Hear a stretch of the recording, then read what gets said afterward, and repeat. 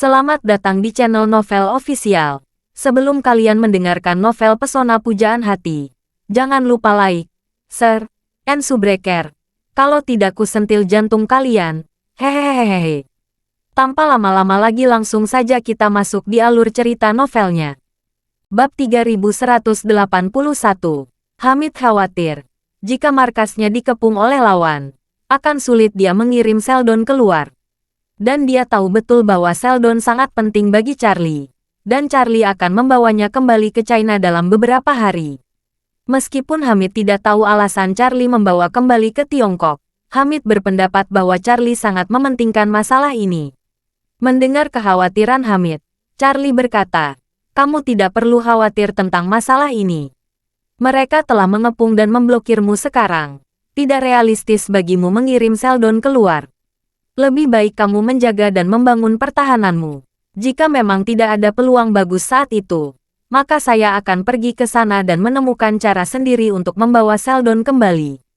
Charlie memiliki dua tujuan saat berziarah di Festival Qingming mendatang. Yang pertama tentu saja memberikan rasa hormat kepada orang tua pada hari yang sangat penting bagi keluarga Wade ini. Yang kedua adalah membuat Sheldon berlutut di depan kuburan orang tuanya dan mengakui fakta bahwa dia membentuk aliansi anti-Wade saat itu. Oleh karena itu, pada hari Qingming, Sheldon harus hadir di Gunung Winteri. Ketika Hamid mendengar ini, dia berkata, "Bro, tempatku sangat berbahaya sekarang. Kamu tidak boleh mengambil risiko karena Schultz ini. Aku bisa saja meminta pasukan untuk membunuh dalam kegelapan." "Tidak," Charlie menjawab dengan tegas. "Meskipun aku memiliki dendam terhadap orang ini tidak boleh mati sekarang." Charlie telah berjanji untuk menjaga Sheldon sebagai tawanannya. Dia juga berjanji pada Sophie bahwa setelah dia menjadi kepala keluarga Schultz, dia akan mengembalikan Sheldon. Oleh karena itu, dia pasti tidak bisa membiarkan Sheldon mati di Suriah. Kalau begitu, dia akan mengingkari janjinya. Jadi, dia berkata kepada Hamid, "Kamu tidak perlu khawatir tentang Sheldon. Sekarang bekerjalah keahlian tenaga dan pertahankan markasmu. Jika musuh masih belum mundur sampai akhir Maret, aku akan pergi ke sana secara pribadi." Ketika Hamid mendengar ini, dia tidak punya pilihan selain setuju, dan berkata, "Lalu apa yang terjadi di sini? Saya akan melaporkan kepada kamu sesegera mungkin." Dalam beberapa hari berikutnya, Suriah untuk kembali tenang. Para prajurit Istana Wanlong tidak lagi berperang bersama tentara pemerintah. Tentara pemerintah mengumpulkan semua pasukan untuk bersiap mengalahkan Hamid. Namun, mereka kehilangan dukungan kuatnya dan hanya dapat memperlambat laju serangan untuk sementara. Pada saat yang sama, East Cliff sudah menjadi arus bawah. Saat ini, dua panglima perang Istana Wanlong dan hampir 100 jenderal telah melakukan perjalanan dari seluruh dunia ke East Cliff untuk bergabung dengan Porter. Mereka adalah andalan dari seluruh Istana Wanlong, dan mereka akan menyerang Gunung Winteri. Kali ini, Porter tidak hanya ingin meratakan keluarga Wade dan membalas dendam orang tuanya.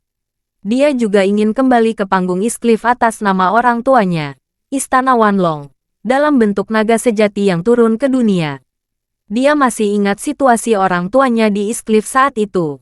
Karena berbagai alasan, kebanyakan orang tidak terlalu optimis terhadap orang tuanya, dan kurang memandang rendah orang tuanya. Semua orang terus-terusan mencemooh dan menyerangnya, mengatakan bahwa ayahnya pecundang, bahwa dia bahkan tidak bisa menjadi anjing Sheldon dengan baik, dan orang lain. Ini selalu membuat Porter sakit hati. Jadi, kali ini, dia ingin menjadi dewa di mata semua keluarga di East Cliff setelah dia menghabisi keluarga Wade. Dia ingin membuat semua keluarga terkemuka di East Cliff, besar dan kecil, berlutut di depannya. Hanya dengan cara ini dia bisa mendapatkan kembali semua wajah yang hilang untuk ayahnya yang telah meninggal.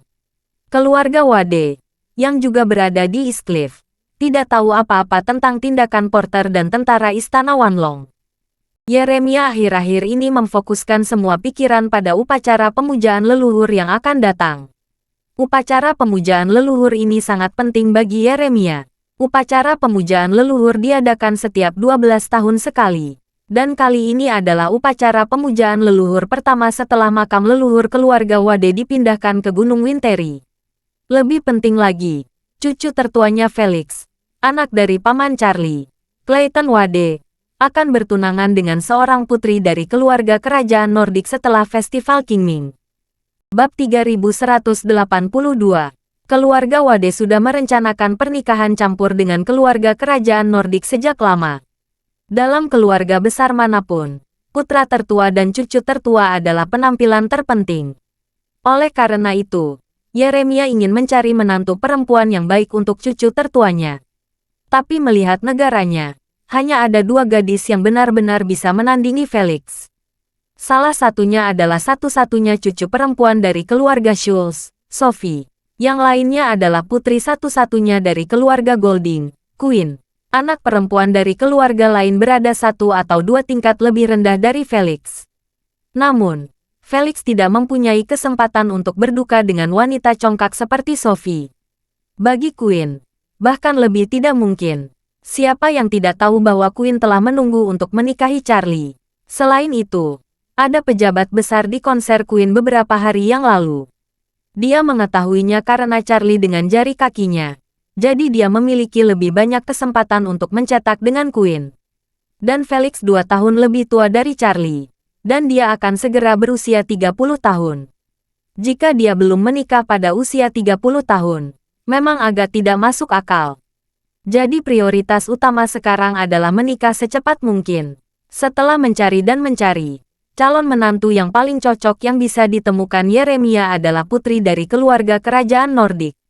Pertama-tama, dalam konteks dunia saat ini, tidak banyak keluarga kerajaan yang tersisa, sehingga keluarga kerajaan sangat jarang berada di kelas atas. Menikahi menantu perempuan seperti itu tentu saja tidak tahu malu. Kedua, meskipun keluarga kerajaan di banyak negara monarki konstitusional tidak memiliki kekuatan nyata untuk waktu yang lama, status mereka masih unggul dan sangat dihormati. Dan karena leluhur mereka telah menjadi keluarga kerajaan selama beberapa generasi, dan memegang kekuasaan nyata pada tahun-tahun itu, aset keluarga kerajaan juga sangat besar, dan kontak serta sumber daya mereka juga sangat luas. Jika mereka dapat menikahi putri dari keluarga kerajaan Nordik, bagi keluarga Wade, mereka tidak hanya akan mendapatkan muka, tetapi mereka juga akan mendapatkan kepercayaan diri. Dan bahkan akan membawa terobosan yang lebih besar di pasar luar negeri. Di balik perkawinan itu sendiri terdapat integrasi dan pertukaran sumber daya dan modal. Keluarga kerajaan Nordik ingin menggunakan sumber keuangan keluarga Wade untuk mencari kue yang lebih besar. Sedangkan keluarga Wade ingin menggunakan kontak dan pengaruh keluarga kerajaan Nordik untuk membuka seluruh pasar Eropa. Oleh karena itu, pernikahan kedua keluarga tersebut pasti akan membawa banyak keuntungan bagi kedua belah pihak. Apalagi putri Nordik ini adalah salah satu yang terbaik di antara putri kerajaan Eropa. Baik dalam hal usia, penampilan, temperamen, dan pendidikan. Dikatakan bahwa dia adalah putri mahkota ketika dia masih muda, dan pewaris pertama tahta masa depan. Alasan yang tidak diketahui, dia digantikan oleh sepupunya sendiri sebagai penerus kedua. Ketika dia dan sepupunya tumbuh dewasa satu demi satu, sepupunya secara resmi ditetapkan sebagai putri mahkota. Ini sama saja dengan menyatakan bahwa dia sama sekali tidak berhubungan dengan tahta. Jadi dia diusir oleh keluarga dan menikah dengan raja, kamu keluarga. Felix juga sangat puas dengan calon istri ini. Lagi pula, hampir tidak ada seorang pun di Tiongkok yang pernah melakukan hal luar biasa seperti menikahi seorang putri Nordik. Oleh karena itu, dia sudah lama menunggu untuk bertunangan secepat mungkin. Lalu memilih hari yang bahagia, mengadakan acara besar, dan menikahi putri itu di depan pintu. Keluarga kerajaan Nordik juga sangat ingin menyelamatkan muka, mengetahui bahwa keluarga Wade akan segera mengadakan upacara pemujaan leluhur. Mereka berencana untuk mengirimkan dan membiarkan sang putri datang ke Eastcliff beberapa hari sebelumnya. Dan pertama-tama berpartisipasi dalam upacara pemujaan leluhur sebagai calon menantu keluarga Wade. Usai upacara pemujaan leluhur, anggota keluarga kerajaan lainnya akan terbang ke Eastcliff untuk menghadiri jamuan pertunangan keduanya. Saat itu mereka akan mengumumkan secara resmi pernikahan mereka ke publik. Bagi Yeremia, setelah berita pernikahan diumumkan, reputasi keluarga Wade pasti akan naik ke level baru. Tapi bagaimana dia bisa tahu bahwa pada saat ini, jaring langit dan bumi perlahan menyebar ke arah keluarga Wade. Bab 3183. Putri dari keluarga kerajaan Nordik sudah mengkonfirmasi rencana perjalanannya. Dia akan berangkat ke Cina 2 hari mendatang. Rencana perjalanannya adalah tinggal di keluarga Wade selama beberapa hari.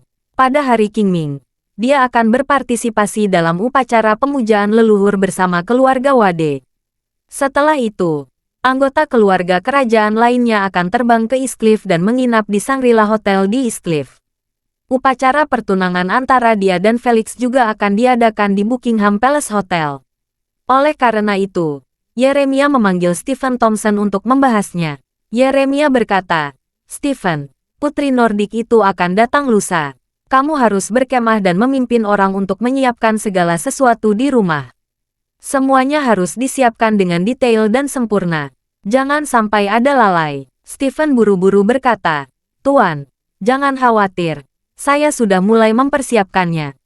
Yeremia mengangguk puas, dan berkata sambil tersenyum, "Pada upacara pemujaan leluhur ini, saya akan mengumumkan pernikahan Felix di depan semua kerabat dekat dan kerabat jauh keluarga Wade. Sebagai keluarga domestik pertama yang menikah dengan keluarga kerajaan Eropa, keluarga Wade pasti akan menjadi terkenal." Stephen segera berkata dengan hormat, "Pernikahan dengan keluarga kerajaan Nordik ini akan sangat membantu keluarga Wade memasuki Eropa. Ini mungkin menjadi titik inovatif berikutnya bagi keluarga Wade." "Selamat, Tuan." Yeremia tersenyum sedikit, mengangguk pada awalnya, lalu tidak bisa menahan kepalanya sedikit, dan berkata, "Pasti akan ada bantuan. Tetapi saya pikir mereka tidak akan menjadi titik inovatif. Di negara-negara monarki konstitusional ini, keluarga kerajaan tidak memiliki hak politik.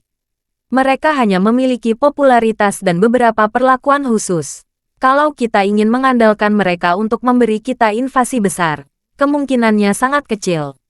Setelah itu, Yeremia berkata lagi, "Hal utama yang saya suka adalah ada lapisan tambahan dukungan kerajaan, yang dapat membuat pasar Eropa lebih percaya pada kita dan mengurangi penjagaan. Di masa depan, ketika Felix pergi ke Eropa Utara, dia bisa dianggap oleh orang-orang di sana. Menjadi menantu lokal bisa memberi kita kenyamanan. Itu saja, jika kita ingin menjadi lebih besar dan lebih kuat, kita tetap harus mengandalkan kekuatan kita sendiri." Ya, Stephen setuju. Selama Tuan Felix dapat memanfaatkan keuntungan ini dengan baik, peluang kita untuk sukses di Eropa akan lebih besar. Yeremia sedikit mengangguk, tapi tidak bisa menahan desahan. Sebenarnya, pernikahan Felix pasti. Yang lebih saya nantikan adalah pengakuan Charlie terhadap leluhur. "Tuan Charlie," Stephen bertanya dengan heran, "kali ini, apakah Anda akan meminta Tuan Charlie mengakui leluhurnya dan kembali ke keluarga Wade resmi?" Yeremia berkata tanpa ragu, "Benar, itu rencanaku." Dengan mengatakan itu, Yeremia berkata lagi, kesediaan Charlie untuk datang ke upacara pemujaan leluhur kali ini merupakan sinyal perdamaian antara dia dan keluarga Wade. Ini juga merupakan kesempatan baginya untuk kembali ke keluarga Wade. Dia sudah terlalu lama jauh dari keluarga Wade, hampir 20 tahun. Dia harus kembali. Stephen menanggapi, "Tuan, mungkin tidak mudah bagi Tuan Charlie kembali ke keluarga Wade. Lagi pula, Tuan Charlie masih memiliki istri di Aurus Hill. Kontak serta kariernya pada dasarnya ada di Aurus Hill. Lebih baik berpikir jangka panjang. Lalu kenapa jika dia punya istri?" Yeremia berkata dengan ekspresi serius, "Rencana awalku adalah membuat rencana jangka panjang. Jadi aku tidak meminta untuk kembali dengan sikap yang kuat dari awal. Saya membeli M Grand Group seharga 200 miliar. Awalnya saya berpikir bahwa setelah dia mendapatkan kembali identitasnya dan memiliki M Grand Group, dia akan menyadari perbedaan antara dia dan Claire dan meninggalkan wanita itu atas inisiatifnya sendiri. Tapi yang tidak kuduga adalah setelah sekian lama, dia masih belum bercerai." Bab 3184. Yeremia bertanya pada Stephen, "Katakan padaku, apakah dia berencana menghabiskan seluruh hidupnya dengan Claire itu?" Stephen menjawab, "Tuan, hal-hal seperti perasaan berada di luar kendali kita. Saya pikir Anda masih harus menghormati pilihan Tuan Charlie." Jeremiah bertukar tangan dan berkata dengan serius, "Sebagai kepala keluarga Wade, saya tidak dapat menerima cucu saya sendiri menikahi wanita seperti itu dari latar belakang yang buruk." Setelah berbicara, Jeremiah berkata dengan penuh emosi, "Saya mengatakan bahwa latar belakang Claire tidak baik, bukan hanya karena pangkat keluarga Wilson terlalu rendah. Itu juga karena kakek Claire adalah budak keluarga Wade. Katakan padaku, keluarga kaya mana yang akan membiarkan cucu mereka menikah dengan cucu perempuan seorang budak? Bukankah ini mencoreng wajah leluhur? Jadi, apapun yang terjadi, Charlie harus menceraikan wanita itu." Stephen membujuk, "Tuan, masalah ini tidak bisa diburu-buru. Saya pikir Anda harus memberi Tuan Charlie sedikit lebih banyak waktu dan biarkan dia menyelesaikan masalah ini sendiri." Jeremiah berkata dengan serius, "Awalnya saya juga berpikir begitu. Mengingat saya sudah bertahun-tahun tidak melihat Charlie dan kekurangan hubungan normal antara kakek dan cucu. Itulah mengapa saya tidak memaksanya untuk bercerai dan kembali ke rumah di awal. Aku memberi M Grand Group hanya untuk membuatnya meninggalkan Claire atas inisiatifnya sendiri. Tapi sekarang sepertinya aku memanjakan diri sendiri. Awalnya, dalam persepsi Jeremiah, begitu ada kesenjangan kelas yang besar antara pria dan wanita, akan menjadi masalah waktu sebelum mereka berpisah. Begitu Charlie memiliki uang, kekuasaan, dan status, kemungkinan besar dia akan kehilangan minat pada Claire. Dan ada kemungkinan besar bahwa dia akan langsung menyingkirkan Claire dan memberikan uang pesangon. Lalu berakhirlah pernikahan keduanya. Tapi bagaimana dia bisa membayangkan bahwa Charlie ternyata tidak menceraikan Claire setelah menunda begitu lama?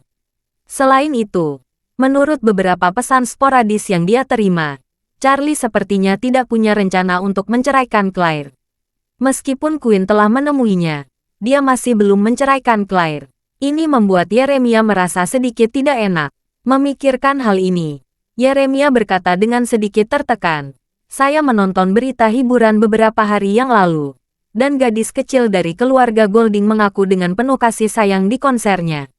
Dia pergi jauh-jauh ke Aurus Hill untuk mengadakan konser, dan itu adalah pada hari ulang tahun Charlie. Tanpa berjanji, saya tahu dia akan mengaku kepada Charlie. Tetapi bagaimana dengan Charlie sendiri? Dia masih belum menceraikan Claire itu. Gadis dari keluarga Golding itu memiliki kontrak pernikahan dengan Charlie. Charlie bahkan tidak peduli tentang ini. Ini cukup untuk membuktikan bahwa dia tidak ingin pergi sama sekali." Stephen secara alami tahu apa yang dipikirkan Charlie. Jadi dia berkata, "Tuan, saya mengerti perasaan Anda. Tetapi pernahkah Anda memikirkan kepribadian Tuan Charlie sangat mirip dengan Tuan Curtis? Jika Anda memaksanya melakukan sesuatu, dia tidak akan mau melakukannya. Kemungkinan besar dia akan menolak sampai akhir." Jeremiah berkata dengan dingin, "Saya takut dia akan menolak. Itu sebabnya saya tidak pernah memaksanya.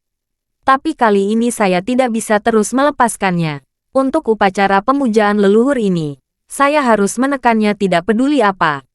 Jika tidak, masalah ini akan hancur. Hal-hal mungkin tidak akan pernah berjalan sesuai keinginan saya. Oleh karena itu," dia berdiri, melihat keluar jendela, dan berkata dengan serius, "Felix menikahi putri Nordik, dan Charlie menikahi putri satu-satunya dari keluarga Golding. Setelah dua pernikahan ini menghasilkan hasil, kekuatan keluarga Wade akan melampaui keluarga Schultz dan menjadi satu-satunya keluarga pertama di Cina. Jadi saya tidak akan pernah membiarkan kesalahan dalam dua hal ini." Bab 3185. Di mata Jeremiah. Meskipun dia sangat mengharapkan Felix dan pernikahannya dalam upacara pemujaan leluhur ini, pada akhirnya, yang paling dia hargai adalah Charlie. Keluarga kerajaan memang memiliki uang, status, dan wajah. Tetapi apakah itu properti atau status? Mereka hanya dapat dianggap di atas rata-rata. Jadi, secara keseluruhan, keluarga kerajaan adalah obat mujarab, baik dalam segala aspek, tetapi tidak ada yang luar biasa. Dalam hal kekuatan keseluruhan, 10 putri kerajaan Nordik mungkin tidak dapat menandingi Queen. Lagi pula, meskipun anggota keluarga kerajaan Eropa tidak sebesar Timur Tengah, setidaknya ada beberapa anak di keluarga mereka. Sedangkan Queen adalah anak tunggal yang pantas. Bagaimana bisa dibandingkan dengan putri kerajaan? Stephen telah mengikuti Jeremiah selama bertahun-tahun. Jadi tentu saja dia tahu rencana Jeremiah. Tetapi selama ini, Jeremiah tidak tahu banyak tentang Charlie. Dia tidak tahu karakter dan gaya perilaku Charlie. Sedangkan Stephen mengetahuinya. Selama bertahun-tahun, Charlie tumbuh di bawah hidung Stephen. Stephen tidak pernah mengganggu pertumbuhan Charlie. Dia juga tidak sengaja mengatur pendidikan Charlie. Namun dia sangat memahami situasi Charlie. Berdasarkan pemahamannya tentang Charlie, dia tahu betul bahwa rencana Jeremiah untuk Charlie tidak akan terwujud. Namun, dia juga sedikit khawatir, dan tidak dapat menahan diri untuk berpikir, jika Tuan Charlie tidak bisa membuat kakeknya mendapatkan apa yang dia inginkan, apakah kakeknya akan melawan Tuan Charlie? Dan akankah dia akan mengambil M Grand Group kembali dari Tuan Charlie? Jika keluarga Wade mengambil M Grand Group, dan Tuan Charlie tidak mau menikahi Queen, maka aset keluarga Golding juga akan melewatinya. Lalu apa yang harus dia lakukan? Memikirkan hal ini, Stephen menjadi semakin gelisah. Jadi, dia memandang Jeremiah, dan bertanya dengan ragu-ragu, "Tuan, Anda telah berusaha keras untuk menemukan Tuan Charlie. Apakah Anda ingin dia menikah dengan gadis kecil dari keluarga Golding itu?" Tentu saja tidak. Jeremiah mengulurkan tangannya dan berkata dengan sedikit emosi, "Bagaimanapun, Charlie adalah cucuku. Dia adalah darah keluarga Wadeku. Sebagai kepala keluarga Wade, saya harus meminta dia kembali kepada keluarga Wade. Sehingga saya layak untuk berdiskusi dengan Curtis dan leluhur keluarga Wade. Apakah dia akan menikahi gadis dari keluarga Golding itu atau tidak? Itu masa depannya sendiri. Sebagai seorang kakek, saya harap dia bisa melakukan yang lebih baik." Setelah berbicara, Jeremiah menghela napas pelan dan berkata dengan serius, "Saya harap dia bisa memahami niat baik saya." Stephen merasa sedikit gugup saat mendengarnya. Dia bisa melihat bahwa apa yang dikatakan Jeremiah tadi sebenarnya adalah akting. Tapi yang membuatnya gugup adalah Jeremiah benar-benar berakting di depannya. Untuk apa permainan ini? Jeremiah berharap bisa menipunya, dan kemudian menyampaikan apa yang baru saja dia katakan kepada Charlie. Oleh karena itu, Stephen segera mengerti bahwa Jeremiah sudah meremehkan dirinya sendiri. Setidaknya, di dalam hatinya, dia pasti berpikir bahwa posisinya lebih berpihak pada Charlie daripada dia. Oleh karena itu, Stephen hanya bisa menggigit peluru dan menghela nafas. "Tuan, apa yang Anda katakan itu benar. Saya yakin Tuan Charlie akan mengerti Anda." Jeremiah mengangguk puas, lalu melambai padanya dan berkata, "Oke, silakan pergi. Aku akan istirahat sebentar." "Baiklah." Stephen segera membungkuk dengan hormat dan berkata, "Tuanku, tolong hubungi saya kapanpun Anda membutuhkan sesuatu." Jeremiah memperhatikan Stephen meninggalkan ruangan dengan ekspresi kusam di wajahnya. Memikirkan Charlie. Dia sebenarnya tidak punya perasaan. Bagaimanapun, Charlie telah jauh dari rumah selama bertahun-tahun. Cinta antara kakek dan cucu telah lama memudar. Bab 3186. Selain itu, dia selalu khawatir tentang Charlie. Khawatir Charlie akan melampiaskan kemarahannya karena kematian orang tuanya. Oleh karena itu, menemukan kembali Charlie sebenarnya hanya akan berdampak buruk baginya. Dia juga tahu betul, jika dia menemukan Charlie, kemungkinan besar dia akan menemukan serigala bermata putih. Namun, alasan utama dia mengumpulkan meminta Charlie kembali untuk mengenali leluhurnya, dan bahkan dengan rendah hati memohon kepada Charlie untuk ini, sebenarnya karena pengalaman yang dia alami di Swedia 3 tahun lalu. 3 tahun yang lalu, Jeremiah pergi ke Swedia untuk berpartisipasi dalam pertemuan puncak kewirausahaan. Acara akbar para pengusaha top dunia. Tidak lebih dari 5 pengusaha di China yang benar-benar layak untuk diundang. Dan dia adalah salah satunya. Mereka yang berasal dari negara lain juga merupakan perwakilan dari keluarga papan atas dengan triliunan aset. Saat itu, Jeremiah hanya berada di peringkat tengah daftar di puncak itu. Selain dia, konsorsium terkemuka di Amerika Serikat dan Jepang, keluarga super dengan sejarah panjang di Eropa, dan raksasa keuangan di Rusia, semuanya jauh lebih kuat darinya. Ada begitu banyak orang kaya yang menghadiri KTT ini karena ada 3 direktur eksekutif di belakang KTT ini. Semua orang yang berpartisipasi dalam KTT ini semua menghormati direktur eksekutif ketiga tersebut. Dan mereka semua menajamkan kepala dan ingin lebih dekat dengan ketiga direktur eksekutif tersebut. Direktur eksekutif ketiga ini adalah perwakilan dari 3 konglomerat top dunia. Satu adalah perwakilan dari keluarga kerajaan Timur Tengah. Satu adalah perwakilan dari keluarga Rothschild. Dan yang lainnya adalah perwakilan dari keluarga Acker.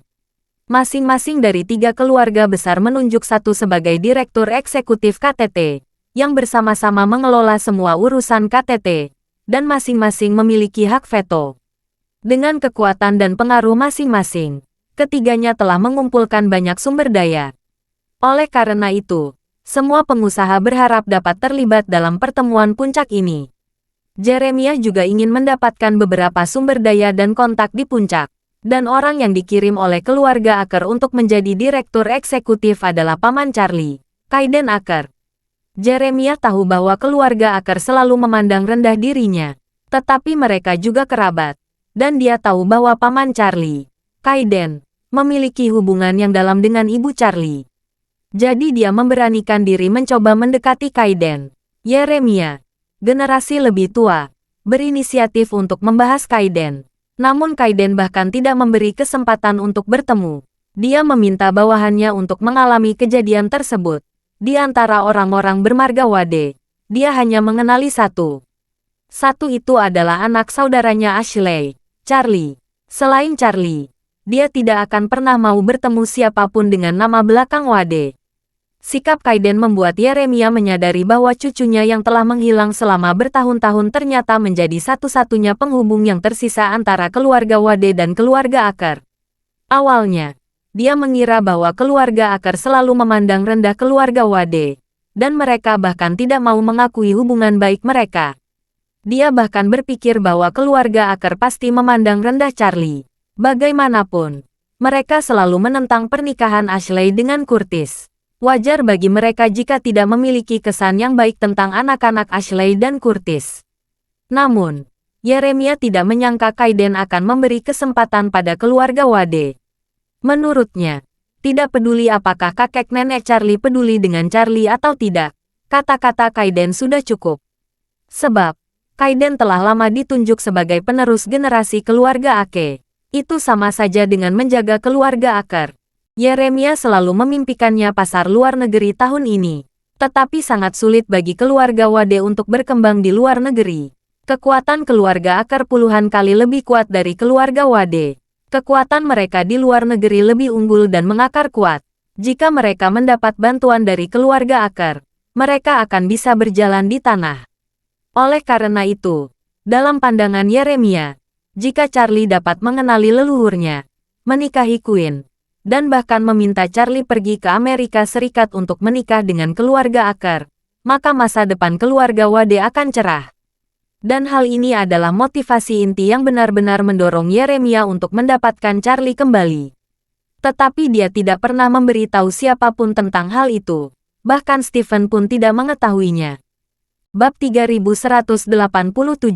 Tidak ada yang mengetahui kembalinya Porter ke Eastcliff, kecuali Cat Van.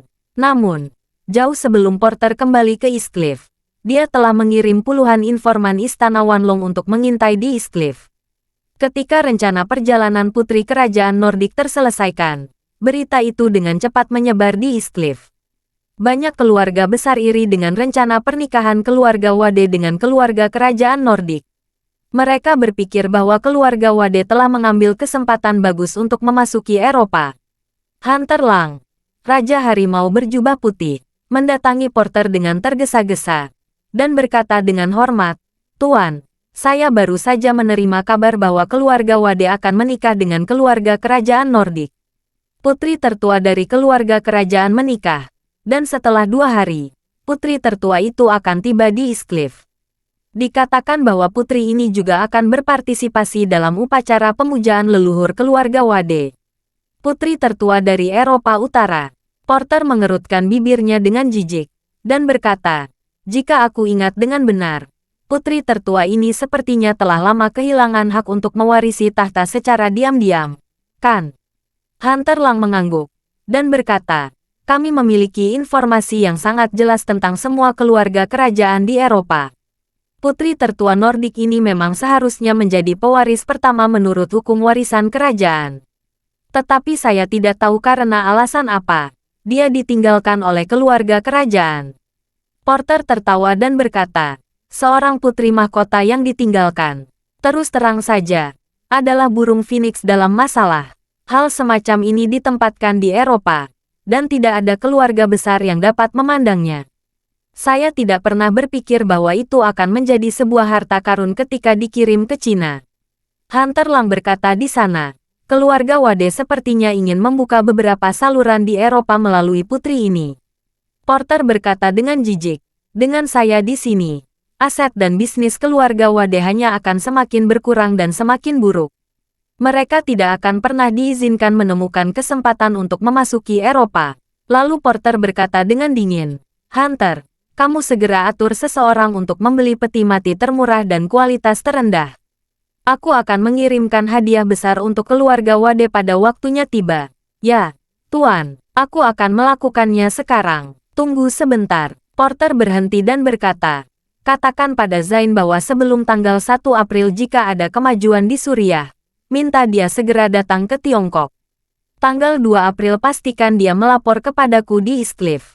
Merebut Gunung Winteri di Festival Qingming adalah salah satu hal terpenting bagi Porter saat ini. Pada saat itu, keempat panglima perang di bawah komandonya akan sangat diperlukan. Itu sebabnya dia meminta Zain tiba di East Cliff pada tanggal 2 April. Meskipun masalah di Suriah penting, hal itu tidak seberapa dibandingkan dengan masalah ini. Hunter Lang berkata tanpa ragu, jangan khawatir, Tuan. Saya akan menghubungi Raja Serigala bermata hijau nanti dan menyampaikan perintahmu kepadanya. Blokade menyeluruh Istana Wanlong terhadap Pangkalan Hamid telah berlangsung selama beberapa hari. Selama periode ini, Istana Wanlong tidak mengirim pasukan untuk menyerang, dan tentara pemerintah tidak mengatur penembakan baru, dan Hamid tidak mengirim pasukan. Kedua belah pihak telah benar-benar membahas jalan buntu. Hamid sangat sibuk akhir-akhir ini. Selain harus memimpin ribuan tim teknik untuk mempercepat konstruksi, dia juga mengorganisir perwira secara langsung untuk mengikuti pelatihan perwira. Menurut penjelasan Charlie, dia aktif melatih pasukan menengah untuk memperkuat pengawasan seluruh tim kontrol. Di pihak Charlie, mendengar bahwa Hamid telah memasuki tahap gencatan senjata, dia juga merasa lega. Charlie mencurahkan seluruh energinya untuk persiapan Shipping Group. Sophie mematuhi ketentuan kerjasama dengan Charlie, dan membawa semua sumber daya Schultz Shipping Group. Bab 3188. Untuk bekerja sama dengan Charlie, Nanako itu juga secara pribadi maju dan membangun perusahaan patungan dengan Sophie. Charlie meminjam kata dari nama keluarga masing-masing dan mengumpulkan perusahaan Ito Schultz Shipping Group. Di permukaan, perusahaan patungan ini didirikan bersama oleh keluarga Ito dan Sophie. Keluarga Ito memegang 51% saham dan Sophie memegang 49%. Namun kenyataannya, 51% ekuitas yang dimiliki oleh keluarga Ito adalah atas nama Charlie. Grup pelayaran laut keluarga Schultz telah diberi sanksi sebelumnya dan semua kualifikasi bisnis dicabut. Namun, karena keluarga Ito adalah perusahaan yang didanai asing dan memiliki sertifikat kualifikasi lengkap, sifat Ito Schultz Shipping Group ini juga menjadi perusahaan patungan yang dipimpin asing, melewati semua sanksi sebelumnya untuk keluarga Schultz. Autumn memiliki lebih banyak pengalaman dalam manajemen bisnis daripada Sophie, dan ayahnya, Yolden Hart, berada di belakang layar untuk memberi nasihat. Jadi CEO Ito Schultz Shipping adalah musim gugur. Sophie, sebagai CEO Ito Schultz Shipping Group, yaitu Chief Operating Officer, bekerja sama dengan Autumn untuk bersama-sama mengelola grup. Meskipun Charlie adalah pemegang saham mayoritas pengendali perusahaan ini, dia tetap berniat menjadi penjaga toko yang lepas tangan. Dalam keadaan normal, dia tidak akan mengganggu operasi perusahaan. Karena keluarga Ito saat ini adalah keluarga nomor 1 di Jepang, dan Sophie juga merupakan cucu dari keluarga Schultz, keluarga nomor 1 di Tiongkok. Dan karena apa yang terjadi sebelumnya, dia menarik perhatian banyak orang di seluruh negeri. Kali ini dia mengambil ahli grup pengiriman keluarga Schultz. Begitu informasi dia akan bekerja sama dengan keluarga itu dirilis, itu langsung menjadi berita utama di halaman depan media utama. Dan Autumn berpendapat bahwa ini adalah kesempatan beriklan secara gratis. Jadi dia berinisiatif untuk bertemu Charlie, berencana memilih hari yang baik, mengadakan siaran pers, dan secara resmi mengumumkan pendirian itu Schultz Shipping Group, yang dapat dianggap sebagai langkah pertama untuk mendapatkan popularitas. Charlie tentu saja tidak keberatan. Jadi Autumn berdiskusi dengan Sophie dan memutuskan untuk menyerang saat setrika masih panas dan meluncurkan secepat mungkin. Kebetulan Nanako belum kembali ke Jepang. Jadi setelah beberapa wanita duduk untuk berdiskusi, mereka berencana mengadakan peluncuran akbar di Hotel Shangri-La yang dipimpin oleh Nanako Ito dan Sophie. Banyak media dalam dan luar negeri diundang untuk berpartisipasi dalam peluncuran ini. Charlie, sebagai bos besar yang tersembunyi, juga diminta oleh beberapa wanita itu untuk hadir dan mendukungnya. Jadi, pada hari peluncuran, Charlie datang ke Shangri-La lebih awal, bersiap untuk berpartisipasi dalam peluncuran hari ini. Untuk acara peluncuran ini, Isaac secara khusus mengatur ulang ruang forum Shangri-La, yang cukup besar untuk menampung ratusan reporter dan tamu. Selain wartawan media, banyak tokoh terkemuka di Aorus Hill juga diundang.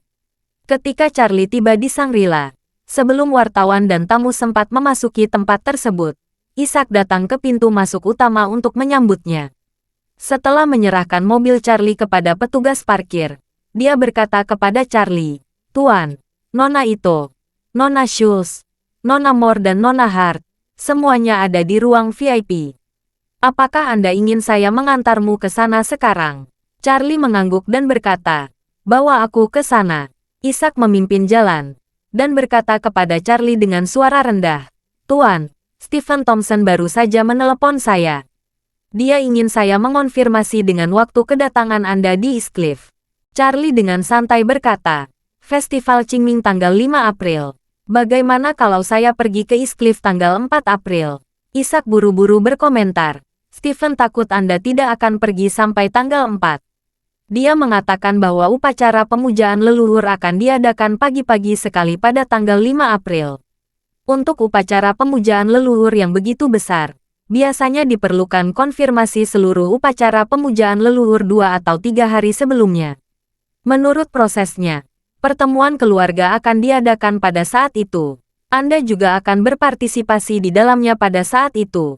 Charlie berpikir sejenak, dan berkata, "Biarkan mereka memutuskan upacaranya.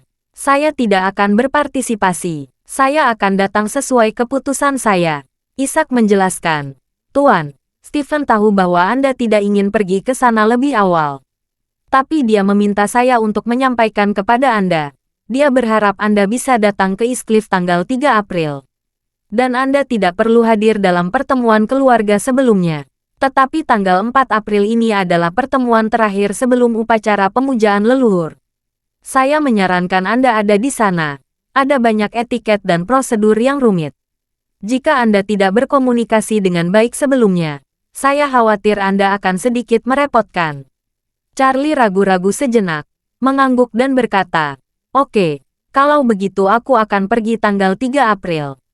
Bab 3189. Awalnya dalam rencana Charlie, dia hanya akan pergi ke Gunung Winteri untuk berpartisipasi dalam pemujaan leluhur di pagi hari tanggal 5 April Festival Qingming.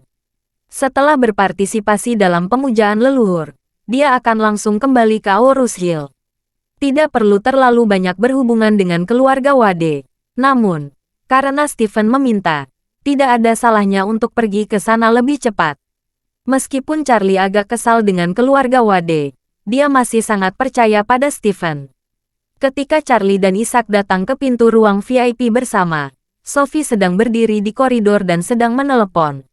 Saat melihat Charlie datang, keduanya saling memandang.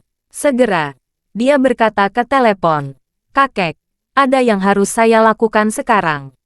Saya akan menghubungi kamu setelah acara launching." Setelah selesai berbicara, dia langsung menutup telepon, dan dengan hormat berkata kepada Charlie, Dermawan ada di sini. Melihat dia tidak dalam kondisi yang benar, Charlie bertanya, Nona Schultz, apa yang terjadi? Sophie ragu sejenak, dan mengumpulkan keberanian untuk bertanya, Dermawan, mungkinkah aku mencapai pribadimu? Charlie mengangguk dan berkata kepada Ishak, Ishak, kamu masuk dulu. Saya akan berbicara dengan Nona Schultz. Ishak berkata, Tuan muda, ruang duduk di sebelah semuanya kosong. Hari ini ruangan telah dibersihkan. Anda dan Nona Schultz bisa menggunakannya. Oke, Charlie menoleh ke Sophie dan berkata, Nona Schultz, ayo pergi ke ruang tunggu di dalam. Sophie mengangguk dengan cepat. Oke, Charlie dan Sophie datang ke lounge terdalam. Begitu mereka memasuki pintu, Sophie berkata dengan tidak sabar, Dermawan, saya melihat siaran pers dari Amerika Serikat 2 hari yang lalu tadi pagi. Mereka mengatakan bahwa organisasi tentara yang membayar Istana Wanlong menderita kerugian besar di Suriah dan kehilangan ribuan orang. Mereka kalah dari pemimpin organisasi oposisi di Suriah bernama Hamid yang menyebabkan kerugian besar bagi mereka. Saya ingin bertanya, apakah ayah saya di sini, di pangkalan Hamid? Charlie mengangguk, dan dengan murah hati mengakui, benar, ayahmu memang ada di tempat Hamid. Saat dia mengatakan itu, Charlie bertanya kepadanya, sudah beberapa hari sejak kejadian ini, apakah kamu baru tahu beritanya? Sophie berkata, pada dasarnya, kejadian ini belum diberitakan di Tiongkok. Hanya dikatakan bahwa situasi di Suriah relatif bergolak. Saya berlokasi di situs berita luar negeri pagi ini. Saat dia berbicara, dia bertanya dengan gugup, Derwan, ayahku tidak akan berada dalam bahaya di Suriah, kan? Charlie berkata dengan ringan, ayahmu baik-baik saja, jangan terlalu khawatir. Pertahanan Hamid masih sangat kuat, keselamatan pribadi ayahmu benar-benar terjamin. Sophie berseru, tapi saya dengar Istana Wanlong mencapai kesepakatan dengan pemerintah Suriah untuk membantu mereka melenyapkan para pemberontak di Suriah. Lalu akan mendirikan pangkalan tentara dan membayar mereka sendiri di Suriah. Jika demikian, mereka pasti akan berusaha sekuat tenaga untuk melenyapkan Hamid itu. Bab 3190. Bagi Sophie, meskipun dia memiliki beberapa keluhan tentang banyak tindakan ayahnya, namun juga, hubungan darah dan keluarga ada di sini. Jadi setelah mengetahui bahwa situasi di Suriah kritis, dia paling menyelamatkan keselamatan ayahnya. Ketika Charlie mendengarnya, dia tidak bisa menahan diri untuk bertanya dengan rasa ingin tahu. Di mana kamu mendengar bahwa Istana Wanlong akan membangun pangkalan tentara dengan biaya? Sophie menjawab, aku baru saja menelepon kakek. Awalnya aku ingin bertanya seberapa banyak yang dia tahu tentang Suriah dan Istana Wanlong. Lagi pula, ini pertama kalinya aku mendengar kata Istana Wanlong. Itu dia, itulah yang aku katakan padamu. Charlie bertanya dengan heran, apakah ada hubungan antara Cat Van dan Istana Wanlong? Saya tidak yakin tentang ini, Sophie berkata. Saya belum pernah mendengar dia berbicara tentang Istana Wanlong sebelumnya. Tapi ketika berbicara di telepon, sikapnya terhadap Istana Wanlong tampak sedikit bersemangat dan emosional. Aneh, Charlie mengerutkan kening dan berkata, Istana Wanlong telah berkembang di daerah yang dilanda perang, bukan di negara yang damai. Orang biasa tidak memiliki kesempatan untuk mendengar nama mereka. Bagaimana Cat Van tahu begitu banyak? Apakah kamu tahu kakekmu ada kerjasamanya? Sophie berkata, mungkin dia memiliki saluran yang lebih baik. Charlie mengangguk. Permukaannya terus bergumul dengan masalah ini. Tetapi dia meyakini bahwa Cat Van dan Istana Wanlong pasti memiliki semacam hubungan. Jadi dia juga mengingatkan dirinya sendiri untuk berhati-hati. Lalu Charlie berkata kepada Sophie, sejauh yang saya tahu, ayahmu relatif aman saat ini. Apalagi jika Istana Wanlong ingin menangkap Hamid, dibutuhkan setidaknya setengah tahun untuk mempersiapkan dan mengorbankan puluhan ribu orang. Terlebih lagi, mereka hanya mengepung Hamid dan tidak menangkapnya. Kamu tidak perlu terlalu khawatir saat ini, Sophie berkata sambil memohon. Dermawan, tolong izinkan ayahku kembali. Meskipun dia telah melakukan banyak kesalahan, dia tidak bersalah atas kematian orang tuamu. Tolong bawa dia kembali ke Aurus Hill dan tempatkan sebagai penjaga rumah di Shangri-La. Charlie menolak tanpa ragu. Tidak mungkin. Di mataku, Sheldon layak mati. Hanya karena dia mengorganisir aliansi anti-Wade saat itu, aku bisa membunuh sebagai hal yang biasa. Menjaga dia tetap hidup adalah karena kamu dan Rosalie. Kalian dua saudara perempuan. Sophie berkata dengan mata merah. Ayahku memang telah melakukan banyak kesalahan, dan dia harus membayar kesalahannya. Tetapi tempat di Surya benar-benar terlalu berbahaya. Berita mengatakan bahwa ada ribuan korban dalam satu pertempuran di sana. Dermawan, aku khawatir sesuatu yang buruk akan terjadi sebelum aku menjadi patriark keluarga Schultz. Charlie memandang Sophie dan berkata dengan ekspresi serius, setiap orang harus mengambil risiko dan membayar harga atas apa yang telah mereka lakukan. Aku mengirim ayahmu ke Surya sebagai hukumanku. Jika dia menerima ini dalam proses hukuman, jika dia menghadapi bencana alam yang tidak terkendali, hanya dapat dikatakan bahwa hidupnya sendiri tidak baik. Sophie ingin terus berdebat dengan Charlie, tapi dia ragu sejenak atau menyerah. Dia memandang Charlie dan bertanya, Dermawan, kamu bilang akan membawa ayahku untuk pergi ke kuburan orang tuamu untuk meminta maaf saat festival Qingming, dan kamu akan meminta penandatanganan perjanjian perceraian dengan ibu saya. Tetapi sekarang markas Hamid telah dikepung oleh Istana Wanlong dan pasukan Istana Wanlong ingin membunuh mereka semua. Bisakah ayah saya keluar? Dia akan keluar, Charlie berkata dengan ringan. Jika Istana Wanlong tidak menghentikan pengepungan Hamid, aku akan pergi ke Suriah dan membawa kembali. Ketika Sophie mendengar ini, matanya yang indah langsung berbinar, seolah-olah dia telah melihat harapan. Dia hendak mengatakan sesuatu. Tapi Charlie berkata lagi saat ini, tapi aku akan mengirimnya kembali setelah masalah ini selesai. Kamu, Sophie tidak dapat menahan diri untuk tidak mengeluh. Dermawan, karena kamu sendiri telah memutuskan untuk pergi ke Suriah untuk membawa kembali. Mengapa kamu mengambil risiko mengirimnya kembali? Apakah kamu sendiri tidak khawatir tentang bahaya di sana? Charlie berkata dengan ekspresi tegas. Ada bahaya di mana-mana. Dan saya tidak akan mengubah prinsip saya hanya karena saya khawatir tentang bahaya. Terima kasih sudah mendengarkan cerita novel Pesona Pujaan Hati. Sampai jumpa di novel selanjutnya.